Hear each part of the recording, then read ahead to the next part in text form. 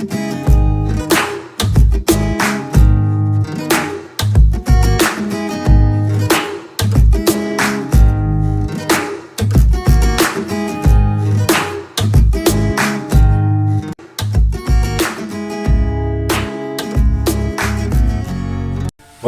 on est de retour avec Christophe Médicis. On est de retour avec Christophe Médicis et notre émission « Je prends ma vie en main grâce à l'hypnose ». Alors c'est intéressant de voir peut-être aussi dans l'hypnose comment on interagit et comment on peut gérer cette relation toxique. Alors ça, c'est vous l'expert. Voilà, alors ce sera un échange qu'on peut faire maintenant. Par exemple, quelqu'un a une relation toxique avec quelqu'un et il a besoin il a une injustice finalement. Il se rend compte, parce qu'il faut se rendre compte si on s'en rend pas compte. Conscientisation, voilà. Première marche. C'est ça. Donc il vient et il y a une injustice parce qu'il trouve qu'on a mal agi envers lui et on lui a fait des sales coups. Et donc en hypnose, on va faire ce qui s'appelle la vengeance de l'inconscient. Ah, racontez-nous ça. Donc on va lui faire, parce que la personne a besoin d'une certaine justice. Absolument. Se venger, prendre un couteau, un pistolet, c'est pas très humain ni légal, donc on va pas le faire comme ça. Il y en a qui se vengent en se faisant du mal à eux-mêmes, ce n'est pas non plus adéquat. Et finalement, donc la méthode qu'on va pouvoir utiliser, c'est lui faire lui faire se venger à l'intérieur de lui, dans son inconscient, en état d'hypnose, où il va penser véritablement avoir réglé cette relation en étant vengé. Donc c'est la vengeance de l'inconscient. Et alors il faut mettre la personne sous hypnose, bien sûr. La personne est sous hypnose. Et la vengeance de l'inconscient, c'est évidemment des inductions que vous faites pendant l'état hypnotique, c'est ça? Alors on va demander à la personne, par exemple, j'ai eu récemment quelqu'un qui s'était fait renvoyer de son travail de manière très très injuste. Et donc, eh bien, sa vengeance, c'était de pouvoir aller devant sa manager qui l'avait renvoyé et la faire, elle, se faire renvoyer. Ah, vous leur faites revivre. On leur fait vivre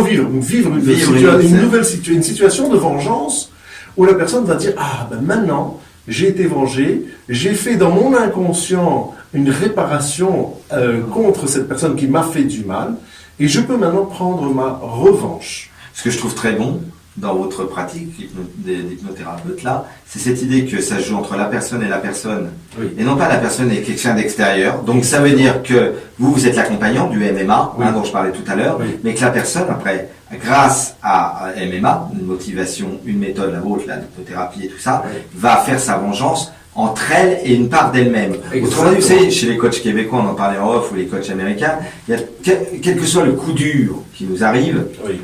Je pense qu'à tous mes amis, là, Robin, Franck Nicolas et tout ça, ils disent tous ça, et ils ont raison. Il y a ce qu'on appelle chez eux l'avantage décalé. C'est-à-dire au moment où elle est la personne, pour reprendre l'histoire de votre individu, c'est un coup dur. À un moment donné, t'es viré, en plus on se comporte, on te vire de manière sale, enfin bref. Et l'avantage décalé, c'est qu'il y a un cadeau là-dedans. Il va y avoir quelque chose à en faire. À un moment donné, tu peux transformer le négatif en positif. Et pourquoi on appelle ça l'avantage décalé? C'est que ça deviendra du positif un peu plus tard. Oui. Bah oui. Moi, je pense sincèrement que si je suis l'homme que je suis, et j'en suis assez fier à 47 ans, l'homme que je suis, c'est aussi parce que j'ai eu tous ces morflages enfants. Quelque part, ils appellent ça d'un autre nom la gratitude malgré tout. C'est que moi, j'aime beaucoup faire travailler mes stagiaires sur la gratitude attitude, hein, l'attitude de gratitude. Bien sûr. Mais c'est ça la gratitude malgré tout. Nos coups durs dont on s'est sortis, presque comme des résilients, comme des terroristes, eh bien c'est ça les cadeaux. C'est ça, il y a quelque chose de positif dans tout. Je crois. Absolument.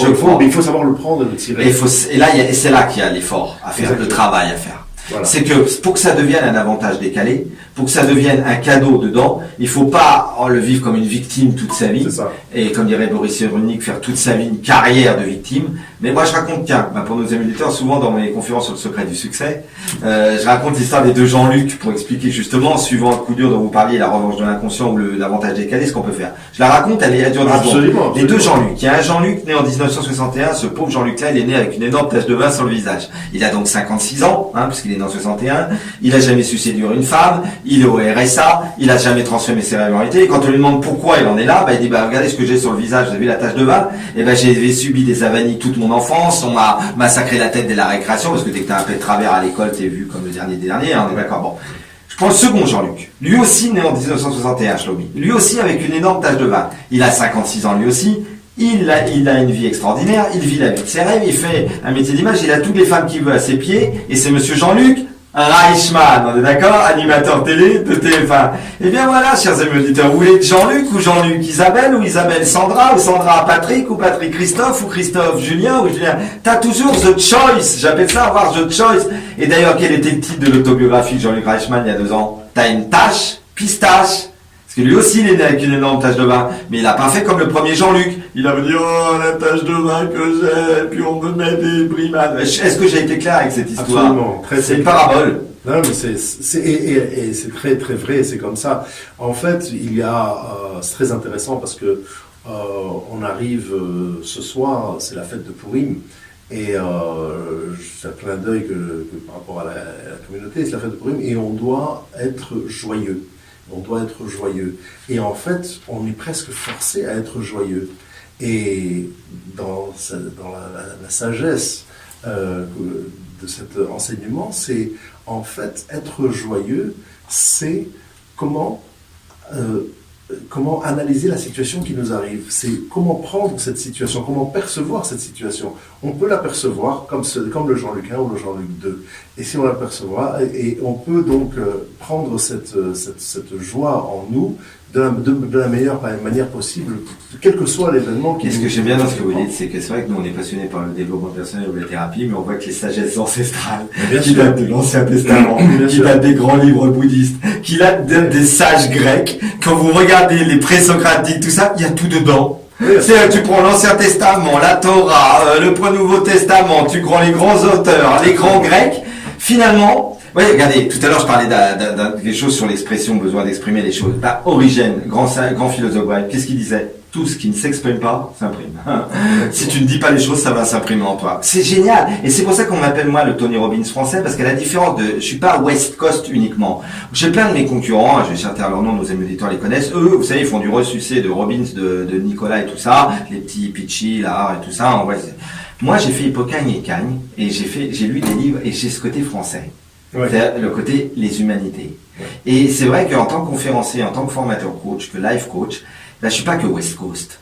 Je trouve ça de mon connaissance de Voltaire, des Grecs du XVIIIe siècle français, du XVIIe, de Pascal. Ouais. Pascal, il disait, tiens, puisque c'est pourri, mais il disait, vous parlez de votre fête, il disait, ce qui fait le secret des grandes âmes, ce n'est pas d'avoir plus de vertus que les autres, c'est d'avoir de plus grands objectifs. Ben, je l'aime beaucoup cette phrase, vous voyez. Exactement. Parce que je pense que, moi je vais souvent aux États-Unis des conférences et Harv Eker a dit souvent, si les êtres humains, si un chêne qui a un potentiel, un chêne tricentenaire, bicentenaire, ouais, qui peut monter jusqu'à 250 mètres, avait un psychisme d'humain, il s'arrêterait à 1,50 m ou à 3 mètres. C'est intéressant quand même. Hein. Oui, j'aime bien cette citation d'Oscar Wilde, il disait comme ça. Je l'ai fait parce que je ne savais pas que c'était impossible. C'est beau, hein. C'est très très beau. Ils l'ont réalisé parce qu'ils ne savaient pas que c'était impossible. Ouais, on peut finir cette émission sur cette histoire vraie. Je raconte dans un livre, oui, dans mon livre Détruire la pleine confiance.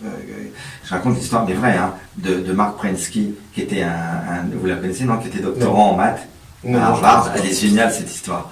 Il arrive un vendredi soir, il est en thèse et en cours il est donc en TD et il arrive trop tard à la fin du cours. Tout le cours est terminé et il voit une équation comme ça. C'est une histoire vraie, qui illustre votre citation d'Oscar. Et il la voit, il la note, il dit oh putain, ça doit être le boulot du week-end. Parce que tout le week-end a bossé dessus. Tout le week-end. Elle est connue l'histoire. On l'a dit à nos amis auditeurs parce qu'elle est belle, ils la raconteront dimanche midi à table en famille. Et puis il revient lundi matin, il dit tenez professeur, oh là là, moi j'ai bossé des heures tout le week-end et tout.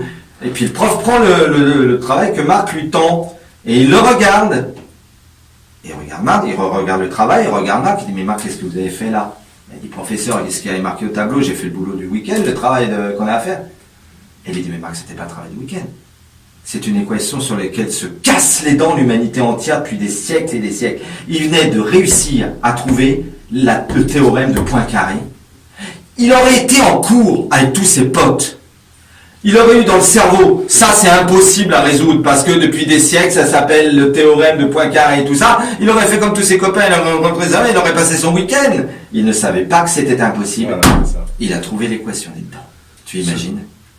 Non mais ça veut bien dire ça. Ouais. Et ça illustre votre histoire d'Oscar Wilde. Voilà. Sur ce, Christophe Médici, merci beaucoup d'avoir été Merci de avec votre nous. invitation. Et voilà, en tout cas, on va comprendre, et on va peut-être conclure par là, que ce qu'il faut couper, c'est le lien malsain. C'est le lien malsain. Si on ne peut pas changer la personne, c'est en tout cas ce lien. Et c'est pour soi qu'on le fait. Et c'est pour soi qu'on le fait. Voilà. On est relié, mais on est seul. Voilà, merci beaucoup d'avoir été avec nous. Merci de votre invitation. On se et merci pour la bonne Merci à Julien également. À très bientôt. Je vous rappelle qu'on se voit tous les deuxième et quatrième mercredi du mois dans cette émission de Je prends ma vie en main grâce à l'hypnose et que vous pouvez me contacter sur Doctolib à Enghien-les-Bains. Merci, à bientôt.